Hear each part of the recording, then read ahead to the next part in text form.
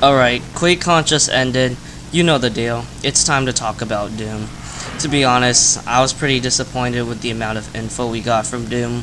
I cannot believe they decided to make it closed for the public again, although there were leaked pictures and around 1 minute of gameplay footage, I believe.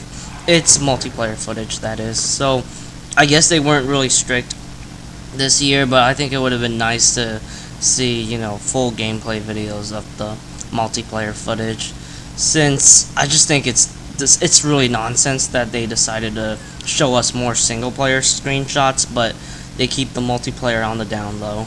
But there were some good stuff here and there.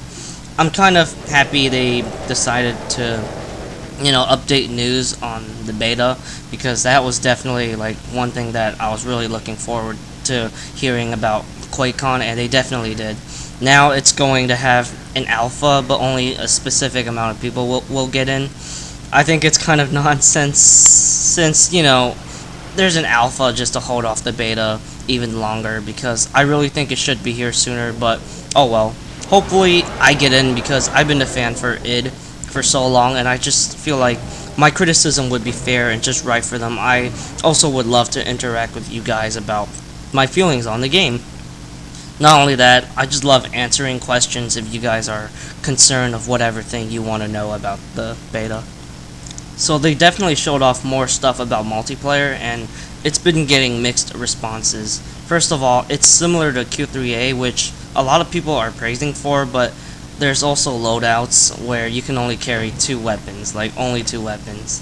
Unlike in single player where you can carry all of that. I will eventually talk about that soon.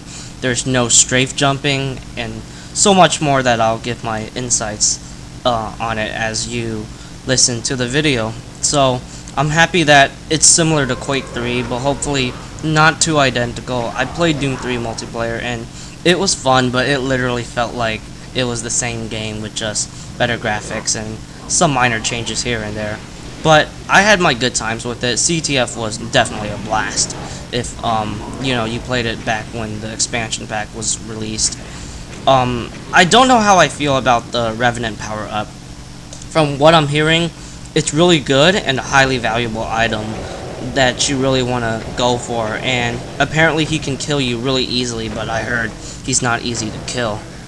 This concerns me. I do feel like this guy might remind me of the Harrier or Pave Low from Modern Warfare 2, where it really does change the flow and nature of the game. I hope he isn't too powerful, since I really want the Revenant to be similar to a quad damage. You feel good when you get it, but you're at risk when you have it, since everyone gets an announcement that someone has quad damage, and you can still die easily too. So let's talk about the loadouts. I'm not too surprised about it, really. I saw Quake Live adding it, and I had a feeling that Doom was going to do the same. It's to make it more accessible, but I don't think it's going to ruin the map knowledge aspect. I did watch the Doom panel, and it said there's still a lot of emphasis on map knowledge, so I'm not too upset by it, but I am upset by this 2 weapon limit thing. Like, really? It bragged about having all weapons in the single player portion, but now they're going to limit it just to 2 weapons. Apparently you can get like some sort of special power weapon, so it's actually 3, but you can only carry 2 quote-unquote normal weapons, that is. I really don't understand that. How can you brag about having multiple weapons in your single player feature and then abandon it in multiplayer? It makes no sense, really. I feel like maybe the power weapons are so strong that it kind of makes it useless to have all weapons being given to you, but I could be going overboard, and I hope I'm not right. Weapon balance is important. You don't want that one gun to rule them all kind of deal. And in Quake 3, yeah, you can argue that the rocket launcher was the most valued weapon, but that didn't mean you can't do work with a shotgun or plasma gun. I really want to play Team Deathmatch and see why Team Deathmatch is the only game mode, from what I've heard, that only has 2 weapons only. No strafe jumping is another thing I want to talk about, and that's very sad news for me. So apparently, I don't know how many of you guys know Slasher.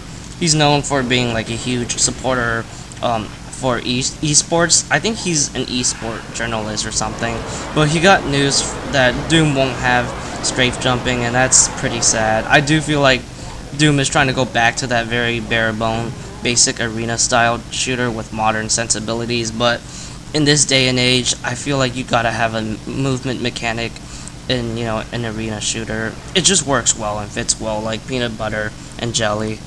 You can argue that it was never an intended mechanic, but it really does add depth to the experience. It's kind of like Halo 1 with grenade tricking or other various tricks like fast rocket reloading or quick camo. It makes the game more interesting to play and totally increases the longevity. I want to talk briefly about the esports support from Doom. So I remember watching an interview where id did talk about esports support with Doom, but they only talked about it like just from a very basic standpoint. They decided not to follow it, and I can totally understand with that decision. I think most Doom fans don't even care about competitive gaming or MLG type of stuff, but it really doesn't bother me. Games can still be fun and skillful even if they don't have support from esports sponsors or not designed in that kind of field. I just hope the game isn't a mindless experience. I want it to be frantic but polished.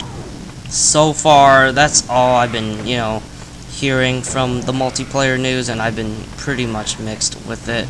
It does look fun, and I do like how it is trying to make the multiplayer more relevant than Doom 3, but it does hurt me to see some stuff I'm not really agreeing upon.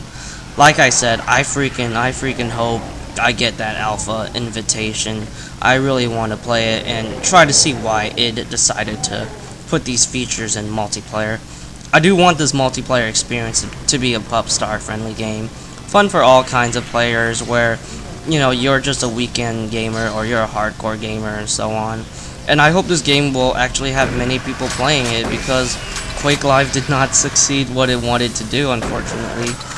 Arena shooters need to be as popular as Halo or Call of Duty, since it's just sad to see how, these kinds of games are pretty much just dying out, and it shouldn't be in that situation since there's a lot of great things, that it does for the FPS genre.